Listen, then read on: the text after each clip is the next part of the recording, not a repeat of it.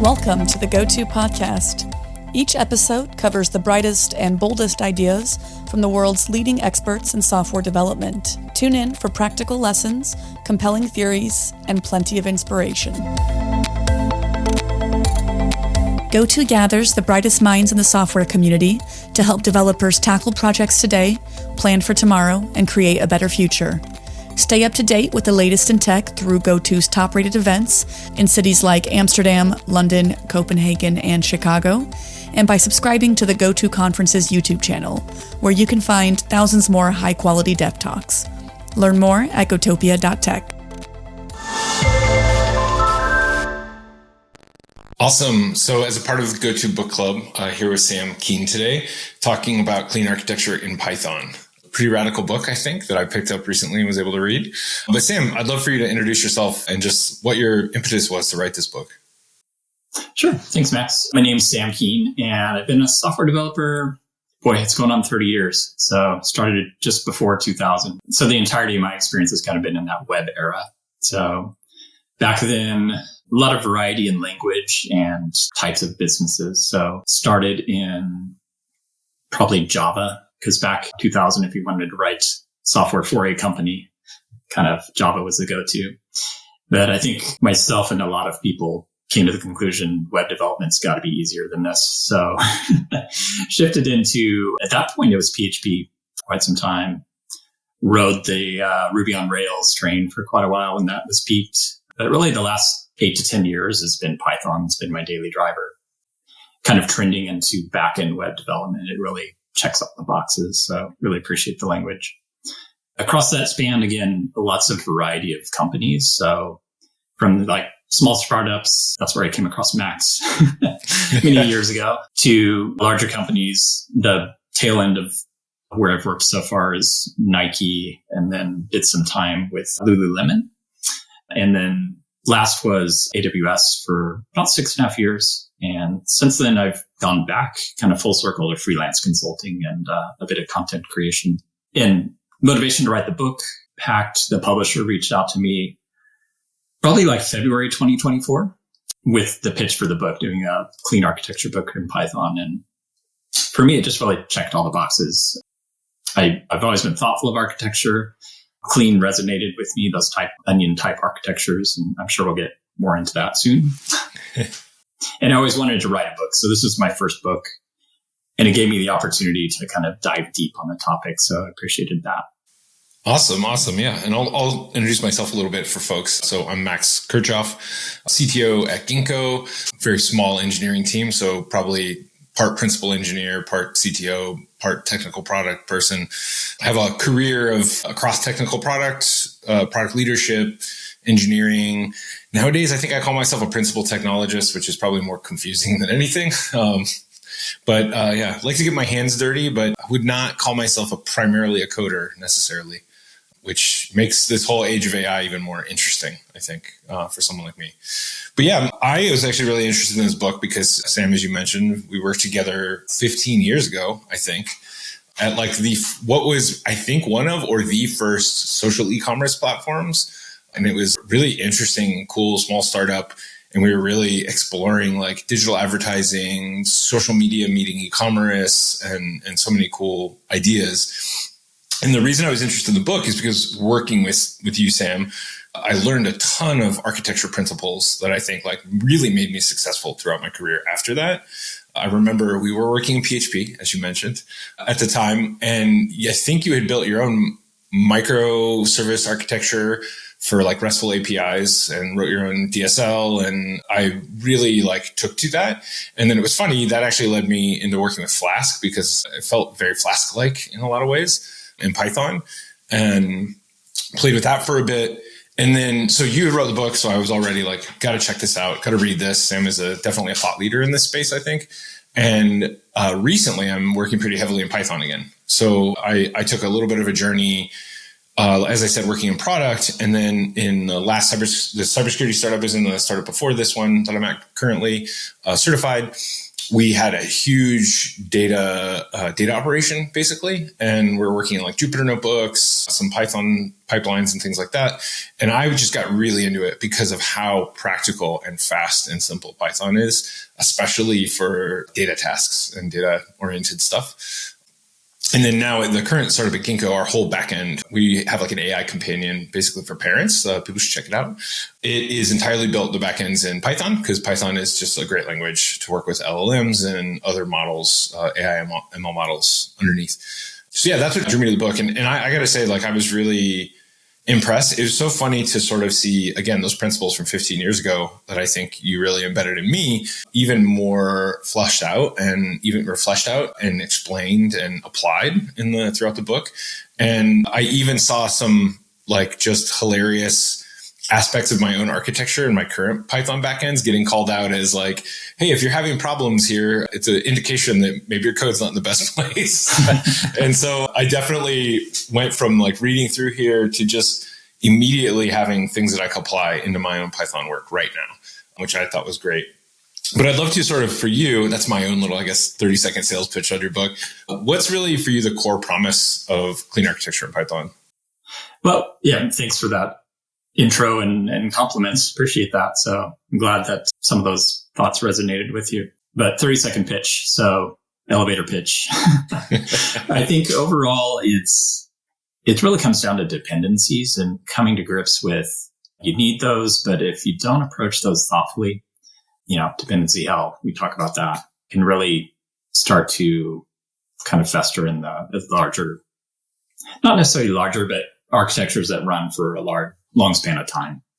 You start to get those sharp edges. So the promise of the book is really just how to be thoughtful about that. And again, clean's not a rigid framework. It's just a set of principles. And I think the book, I tried to emote that it's not an all or nothing. It's just, I'm going to show you all the principles, and then depending on your context, you can kind of come to the conclusion. So I think that's probably my 30 seconds. We'll probably that was great, and we can get more into it.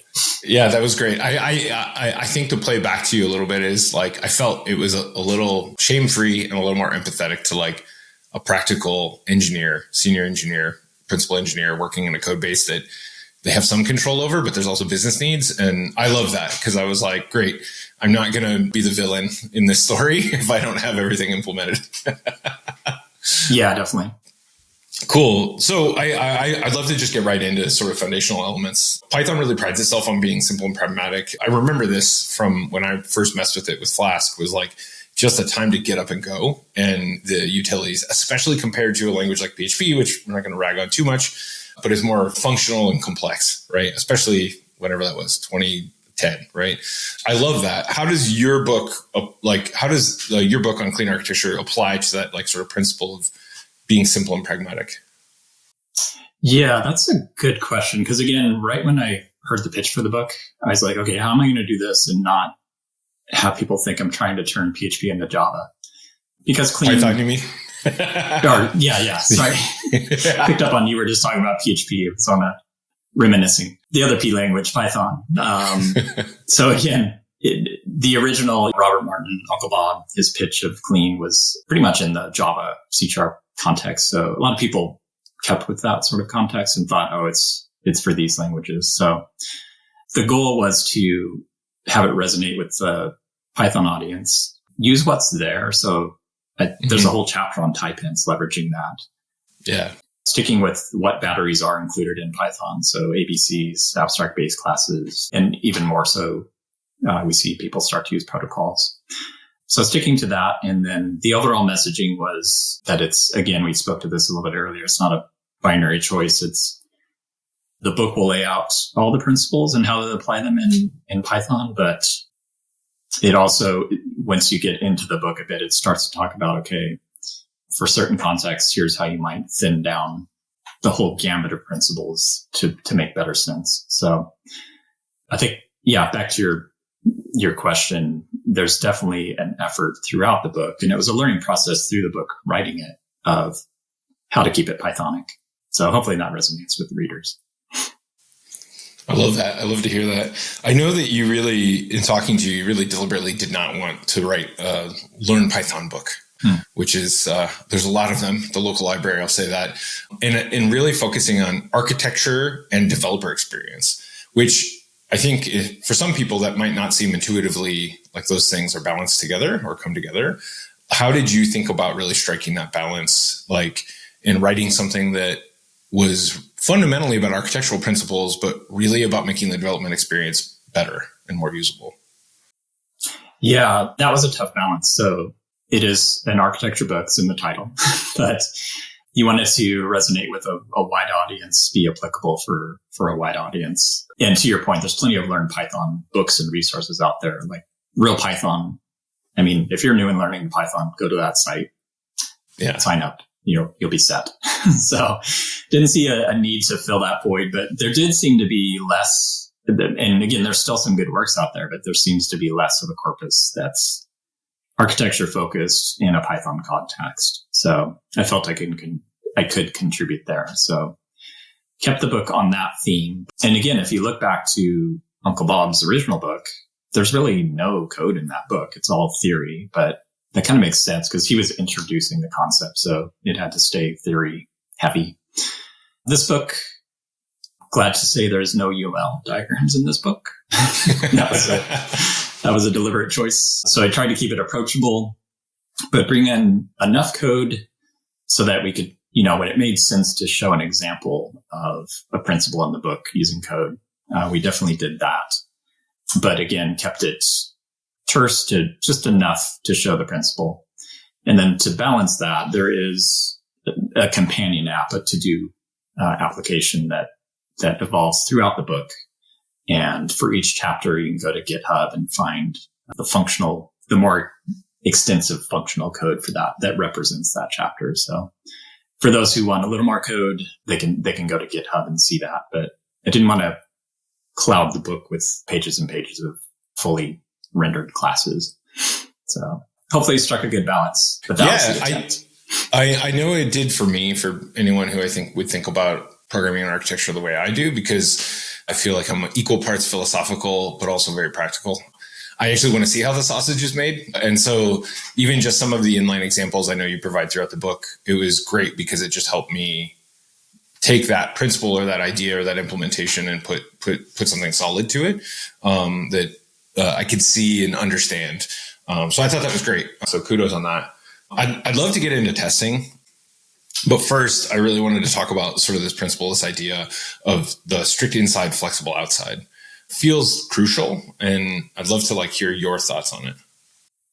Yeah, and that kind of mentioned in the book where we're not saying that you have to apply everything of clean to your context. It depends. So the book starts out with base core principles. There's a whole chapter on solid, a whole chapter we mentioned on type hints, these sorts of things. But then it gets into implementing. And again, I hope people, if you're listening to this podcast, you've done a little research on clean and at least seen that bullseye diagram. They call it sort of an onion layer structure. So those inner layers are your core domain objects.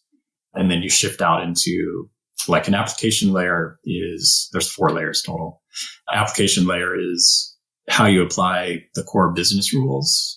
How do you manage the state of those inner domain objects?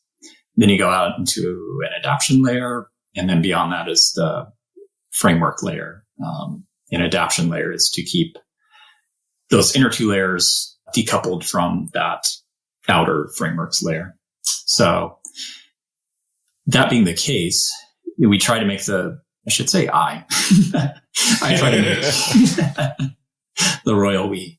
I try to make the point through the book of if you're going to approach clean, focus on those internal layers first, because that's the most important. And a lot of this comes from the thoughts from domain-driven design. So be very thoughtful about those inner layers, getting that design key. And that's where you're having those conversations with the business partners to make sure you understand the business domain and you're codifying that with little to no dependencies. The domain layer, no dependencies, and that application layer, few dependencies.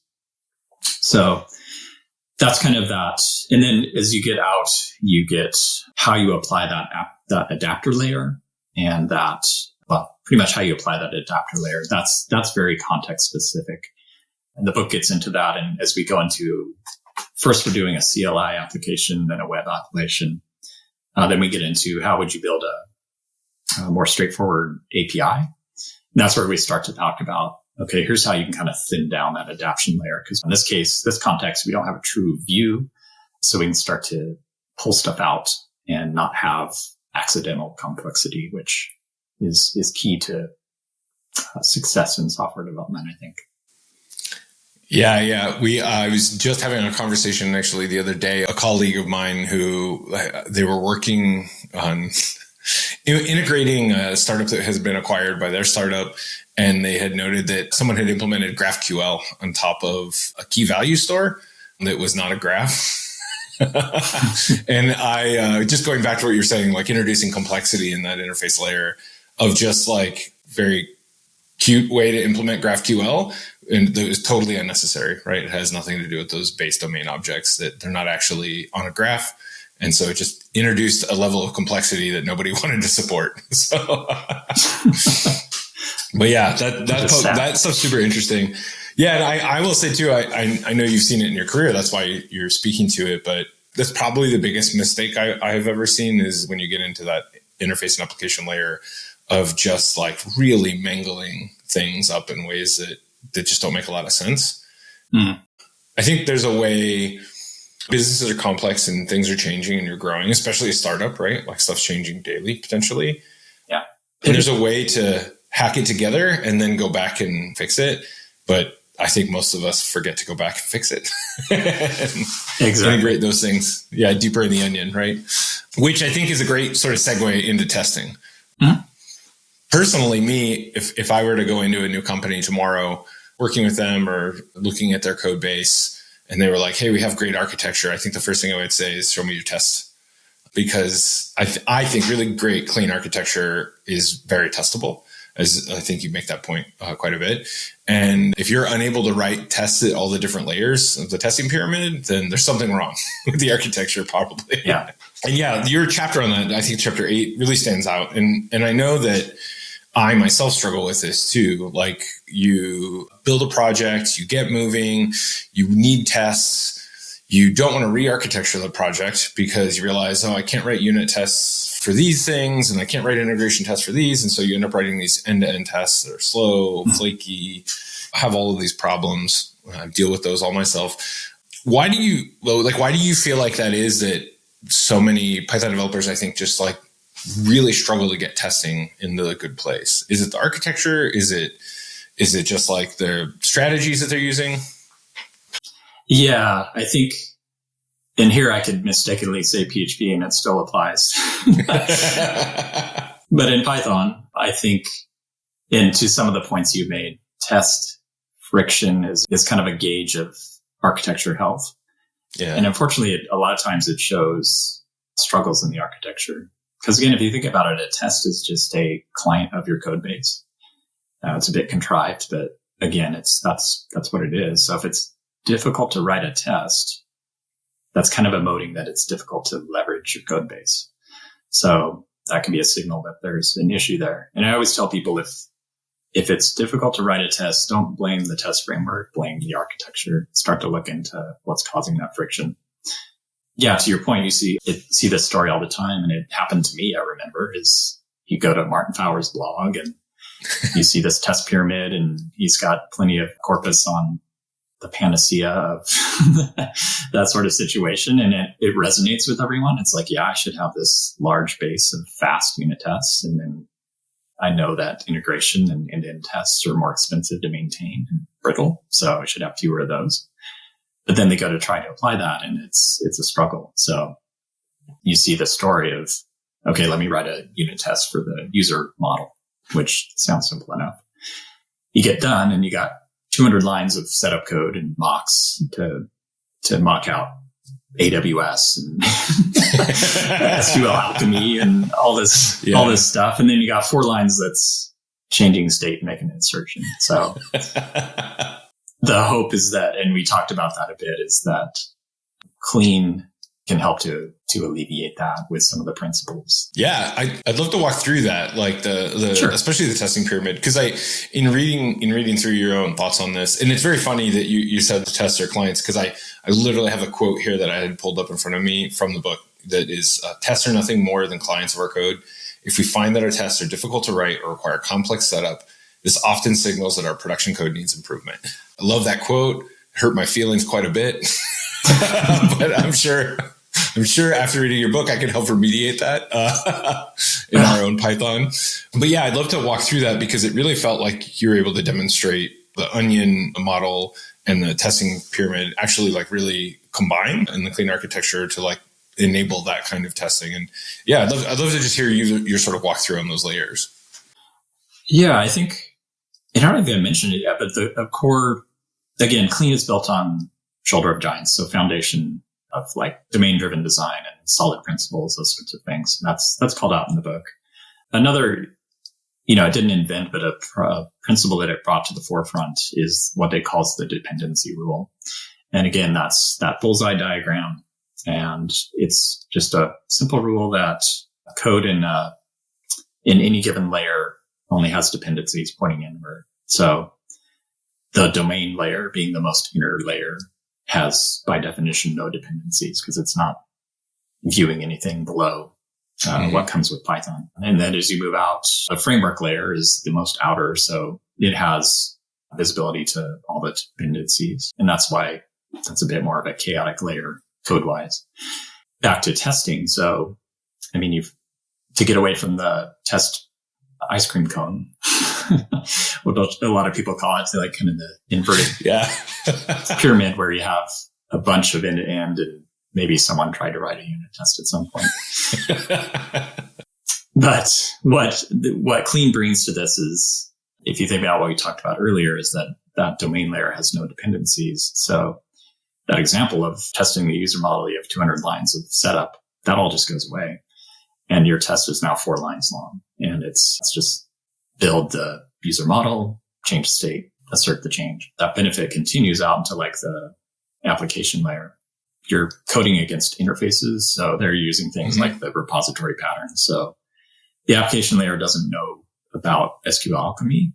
It just has a persistence interface that then in the adaption layer, you have implemented a concrete SQL alchemy class that implements that interface. So in that case, the tests at the application layer are quite simple to mock.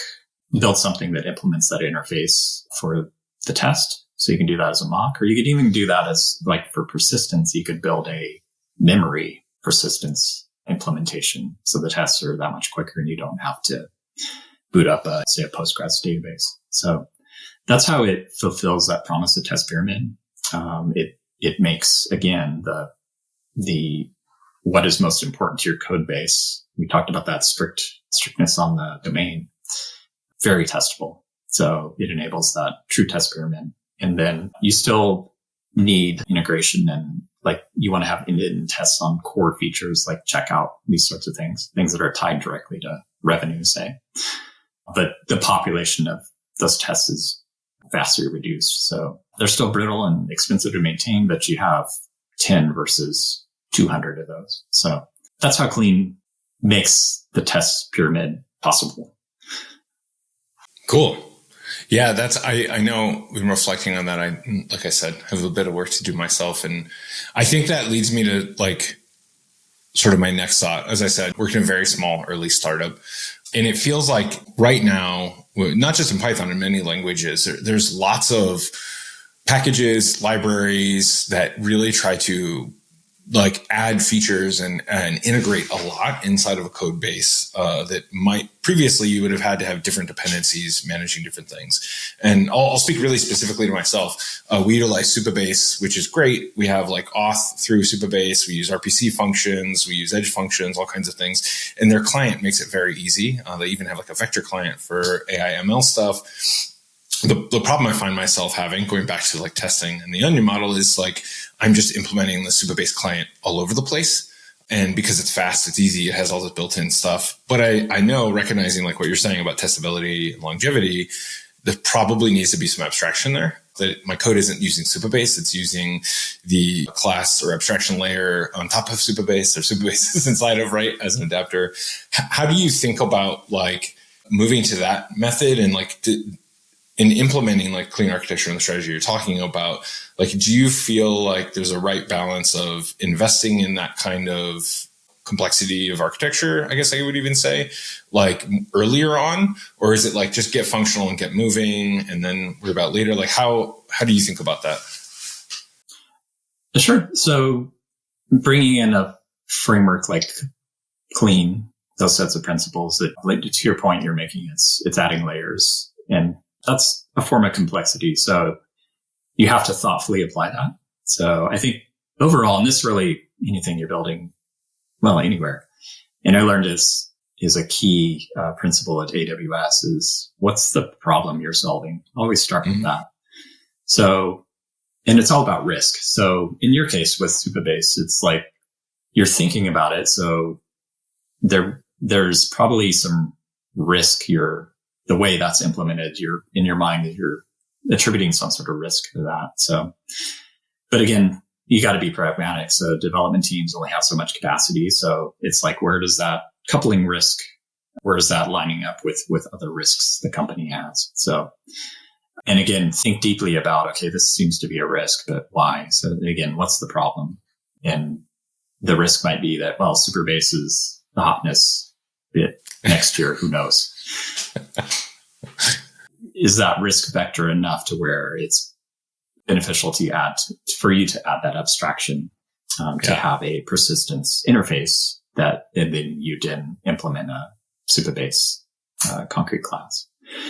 Yeah, I think it's all about that. And again, if you're a company that you're using Ginko and that's your model and it works well with your customer base, you're crushing it, keep doing it. Because again, you don't have a problem to solve. So there's not a reason to pull in clean at that point. So yeah, I think the key notes there is for me is always start with what's the problem you're solving. And then it's all about lining up that discovered risk with all the others. Yeah, for sure. That's great. I appreciate that. And in many ways, I think part of the reason I'm just going to lay on the praise for your book, it is, I mean, clean architecture for Python, sure. And I know you didn't invent clean. This is your like application of it. But I think some of the thinking here is really like a guidebook on being a principal engineer in some ways. And like even what you just said, weighing the risk against adaptability, how to move fast. I mean, that's the thing, especially in the startup world, but I think this is true in large enterprises too. It's like being able to speak to that and think like that is critical. So yeah, I appreciate that quite a bit. I'd love to talk about AI a little bit because we're talking about Python. I'm surprised it hasn't come out. Yeah, we're talking about Python. It's 2025. Yeah. I know that AI was sort of exploding as we were already finishing the book. And I'd love to just understand like how that may have changed as the AI explosion has happened and continued to happen. So like, how do you feel like the clean architecture applies to like an AI friendly, a code base that's more AI friendly, LLM friendly? Yeah, I think so. And again, it's a crazy moving space. The timing was kind of odd. The book content was pretty locked in like January 2024. I tried to make much change at that point. The editors probably would have killed me, so didn't want that. But again, after that is when kind of the reasoning models came to the forefront. And then shortly after that, these more agentic coding assistants beyond Code Complete came out. So yeah, the landscape's drastically changed since I started the book. There's really no mention of AI in the book. That being the case, though, to the question you asked about if you have or are considering a clean architecture, is that going to work well with coding agents or kind of work against? Yeah, I think, yeah, it's going to work well because I see the testing I do, and I mentioned I do content creation. So a lot of that is experimentation in AI, coding agents, those sorts of things. So the experimentation I see is that even though your agent has a context window of 1 million tokens, it has a very difficult time effectively and consistently leveraging that. So ChromaDB did a a really good write-up on this recently called Context Rot. So they talk about the challenges there. And I've also done experiments with spec-driven development, which you see issues there with, you get these huge specs and the AI has trouble with it. So clean, again, back to those layers, those 4 layers, that's like the first kind of benefit, is that you can scope problems, solutions by layer. So you can focus the AI on, let's work on the domain objects, and that reduces that context and makes it more effective.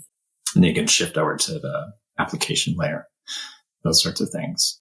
Another benefit is that it gives you a foundation. Again, we talked about huge context. So I think you could literally put this book in the context, but the effect of that would, I'm not sure what would happen there. So, but you can use the book and related works to kind of start to build that system prompt for guiding your architecture, that Claude MD file or Agents MD file.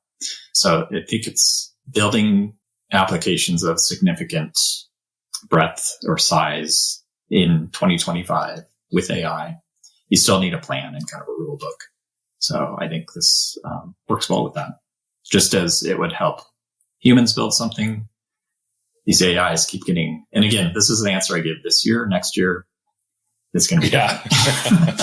The AIs are, so what you can do to help the humans seems to really help the AIs also. So I think there's correlation there. Yeah, for sure. I know, again, who knows when this will change, but one of the great benefits that I think to a lot of the AI implementers, AI agentic approaches to coding and implementation is like, if you're working with it as an architect, it seems to be a much more effective way to work with it because it's a probability machine. It can't do critical thinking and metacognition very well, if at all. And I was curious, like, what do you feel similarly about sort of the symbiosis there? And like how would you think about implementing clean architecture? Let's say I'm an architect, principal engineer. I'm just going to let the AI implementer go ham, whether that's Cursor or Claude Code or whatever. What do you feel like is the best way to leverage clean architecture of Python? Is it me saying, here's the book in the RAG? Is it me saying, go ham? Now here's the principles. Can you like adopt that code into these principles? How would you approach it? Ham, that one's new to me. Is that like YOLO? Oh, yeah, yes. Okay. I'll have to look that one up. It's very old. It's an old expression. Oh, okay. It's not a new one. Got it. Yeah, I think the kids are saying YOLO. So your question, how do you approach that? I think, and again, this is changing in the last few months, but it's shown that AI is a capable planning partner in addition to coding. So, and you see a lot of, I think, Amazon's latest IDE, Kiro, is like fully based around spec-driven development. Yeah. So I think we're realizing that, and again, people have kind of shot themselves in the foot and building stuff really quick and it works, but it doesn't scale and has issues, security issues. So we're kind of circling back and realizing that, well, we can use AI to help build a thoughtful plan of how to approach the architecture. So that still makes sense to do that. And again, the human as the domain expert is guiding that AI to building the plan, telling them what's working, what's not. So always start there. And then you can leverage its agentic coding capabilities to kind of do the boilerplate. And clean works well there. If there's a lot of disruption in software development, a lot of developers are concerned they're going to lose the ability to write code. So here you can still invest in writing out those domain objects, those interfaces that make sense for your company, because you as the human best know that. But then the boilerplate of implementing those interfaces, like, okay, here's the persistence interface. Claude, go implement a Postgres that respects that interface. So that's kind of the not as exciting work. So that's something you can shift off to an AI. It's more, I think an AI is more capable of following that well-scoped plan versus just saying, go build an application. Yeah. I agree. I'd love to sort of close with just one more quick question. I really appreciate the time, Sam. This has been really great to chat with you about this. And I feel like we could probably talk for another hour. Yeah. But whether someone's principal engineer at a really big tech company, a hacker at a scrappy startup, what do you feel like is just the one takeaway from the book that they have? I think it's just kind of a summary answer to what we talked about in the book today. It's really that for a lot of, it was for me too, when I first came across training, it was that recalibration of the value of your product, which is a software application, is in the understanding and the codification, I'll make up a word, of that domain. It's those conversations with your business partners, yourself, if you're part of that business tier, and making sure that that's clear and concise and isolated. And then the other part of that recalibration is that Flask or Django or SQL Alchemy, Supabase, they're all just details. And again, I remember in Bob's book, when I first read that, I was like, oh, that's not the case. But then it's like, these things are important. But then he convinced me as I read through the book. It's like, yeah, they're just details. They're going to change. It's the value is in what does a customer mean to you? What does a product mean to you? How does the software manage that state? Awesome. Yeah, I appreciate that. And I think that rings true for me too, in my experience, is especially if you think about working in the data world, all of those dependencies are they're fun. They have fun tools and all kinds of things, whatever that tool is, but inevitably you're going to have to replace it at some point, because the scale you're operating at or whatever you're doing is going to change enough that like the fun part of that changes, and just having those layers to separate that is critical. Yeah. So yeah, I appreciate it, Sam. Thanks so much for chatting today. And I hope folks check out your book because it is deeply insightful. Thanks, Max. I had a great time. Appreciate it. Thank you. Thanks for listening to this episode of the GOTO podcast. Head over to gotopia.tech to discover lots more content from the brightest minds in software development.